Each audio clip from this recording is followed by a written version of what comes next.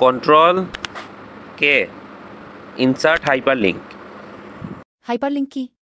Hyperlink বা link হল ডেটার এমন একটি রেফারেন্স যা ক্লিক করে সরাসরি অন্য কোনো ওয়েব পেজ, ফাইল অথবা ডকুমেন্টের নির্দিষ্ট অংশে যাওয়া যায়। একটি হাইপারলিংক তৈরি করতে হলে প্রথমে যে টেক্সট বা ছবিতে লিংক করতে চান সেটি নির্বাচন করতে হবে। এরপর ইনসার্ট ট্যাব থেকে হাইপারলিংক অপশনে ক্লিক করতে হবে। তারপর যে লিঙ্কটি যুক্ত করতে চান তার ঠিকানা বা ইউআরএল উল্লেখ করে ওকে ক্লিক করলেই হাইপারলিংকটি তৈরি হয়ে যাবে। মাইক্রোসফট ওয়ার্ডে হাইপারলিংক তৈরির পদ্ধতি। টেক্সট নির্বাচন করুন, যে শব্দ বা বাক্যে লিঙ্ক করতে চান সেটি নির্বাচন করুন। আপনি যদি কোনো নির্দিষ্ট শব্দ বা বাক্যকে লিঙ্ক করতে চান, প্রথমে সেই অংশটি নির্বাচন করুন।